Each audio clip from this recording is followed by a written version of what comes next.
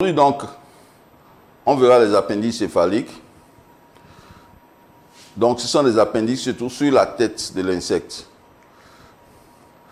Donc, comme vous avez vu tout à l'heure, on vous a montré la tête de l'insecte comporte les antennes, les yeux composés, les ocelles, les pièces buccales, etc., etc. Donc, quelle est la structure générale? La tête est le plus petit agme du corps de l'insecte. Il est plus ou moins mobile et rattaché à la deuxième partie du corps de l'insecte qui est le thorax. Le procéphalon est la région qui porte les antennes et les yeux. Comme ça se voit sur le schéma, ci-dessus. Ensuite, on a le gnatocéphalon qui porte quant à lui les appendices buccaux. Comme vous voyez sur le schéma, ces appendices buccaux sont évidemment les mandibules, les lèvres, le clypeus, les maxilles, etc., etc.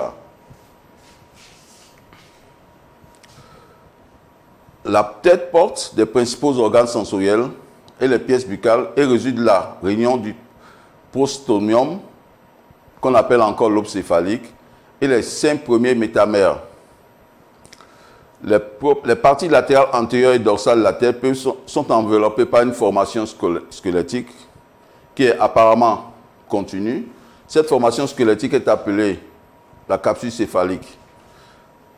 Elle est fermée ventralement par une aire membraneuse et s'ouvre par une ouverture qu'on appelle la bouche, que tout le monde a. Cette bouche est encadrée par différentes pièces buccales que sont, par exemple, les mandibules, les macilles, etc., etc. Mais derrière, en arrière, on a un trou qui est largement ouvert, qu'on appelle le trou occipital. Ce trou occipital, le voici, derrière la tête de l'insecte, à côté du prothorax. Le prostomium porte les yeux et les ocelles. Comme vous voyez, le prostomium porte les yeux et les ocelles. Vous voyez bien au milieu, sous prostomium, vous voyez bien un ocelle. Et des deux côtés, près des antennes, 2 ocelles aussi. Et vous voyez les gros yeux qui sont des yeux composés, qui sont de chaque côté de la tête. Le premier métamère porte des antennes, est un segment qui porte des antennes, on appelle segment antennaire. Donc c'est le premier métamère qui porte des antennes, qui est appelé encore segment antennaire. Quant au deuxième métamère, il porte, qu'on appelle encore segment alabial ou intermédiaire. Ce segment est dépourvu d'appendice et forme la lèvre supérieure ou labre, comme indiqué sur le tableau. D'accord? Ensuite, on a le troisième métamère qui est le segment mandibulaire. Ce segment mandibulaire porte évidemment les mandibules que vous avez sur le schéma. Le quatrième métamère est un métamère qui est encore appelé segment maxillaire. Ce métamère porte les mâchoires et les macilles, comme vous voyez. Et enfin, on a le cinquième métamère, qui est le segment labial, qui porte une paire de mâchoires soudées entre elles pour former la lèvre inférieure ou labium, comme vous voyez.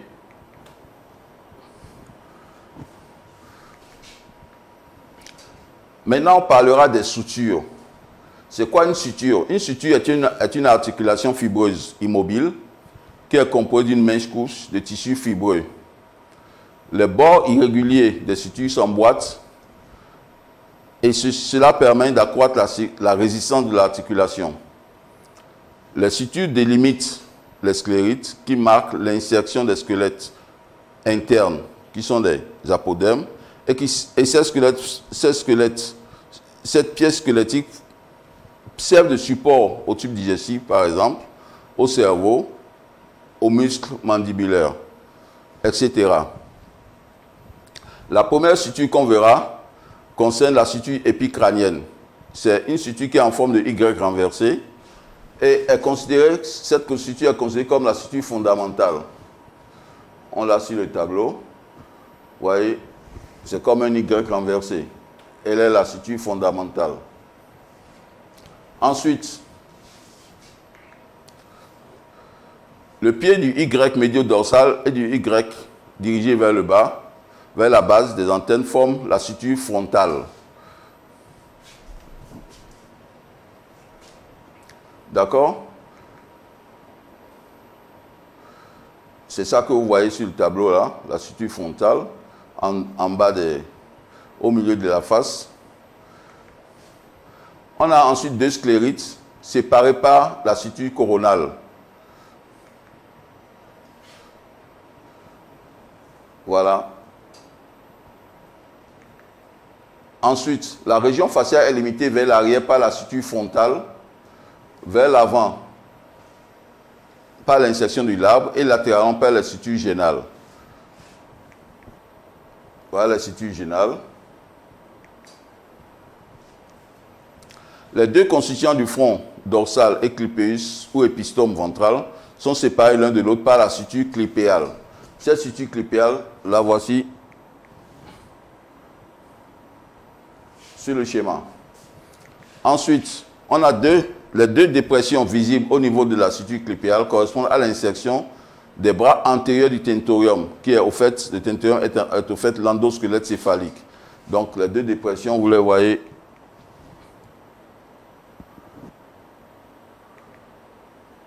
au tableau comme sur le schéma.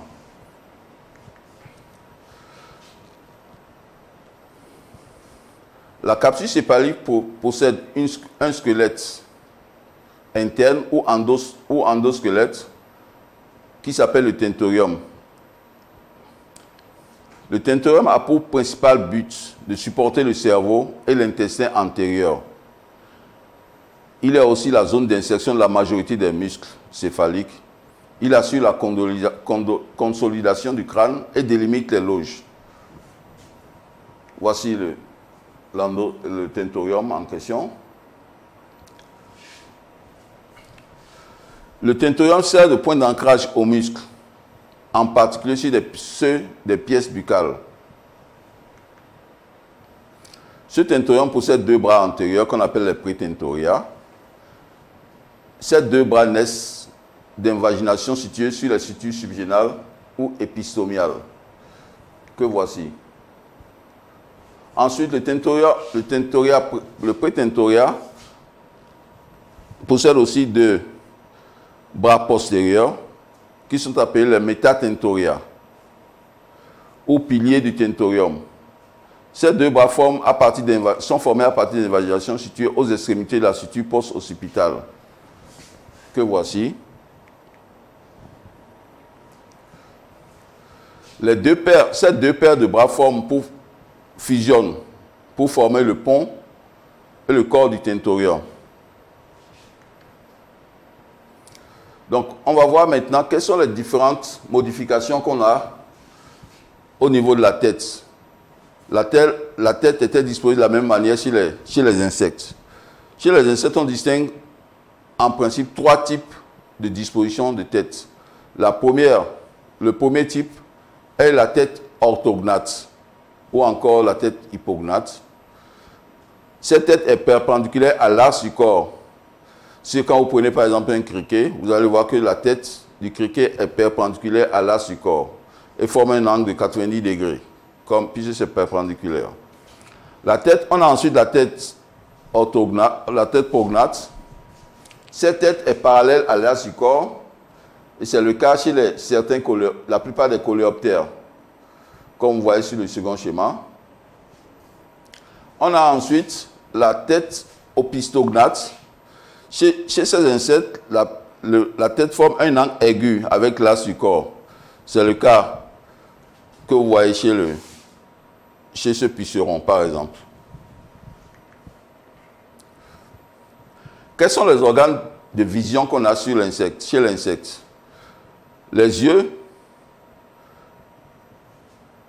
sont les organes sensoriels. Les yeux sont de nature simple ou complexe selon qu'il s'agisse d'ocelles ou bien d'yeux composés.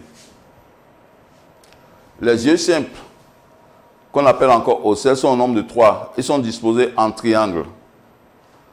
À leur niveau, la cuticule fortement bombée est incolore et transparente.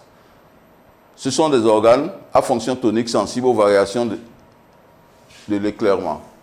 Donc, le voici, le premier œil simple, le second et le troisième. Vous voyez bien qu'ils sont disposés en triangle.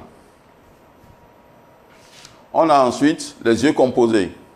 Ces yeux composés sont elliptiques, de couleur sombre généralement. Ils sont formés chacun d'un groupe d'yeux élémentaires, les omatides.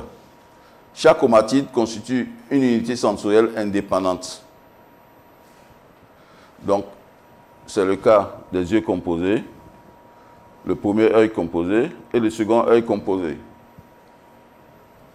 On a aussi des yeux spéciaux, par exemple chez certaines larves d'insectes, d'insectes holométaboles, on a les stémates qui se rencontrent chez les larves holométaboles. Ils occupent la position des yeux composés et sont inversés, innervés par les lobes optiques du cerveau. Vous voyez là, les yeux composés de la menthe religieuse avec ces pièces buccales qui bougent.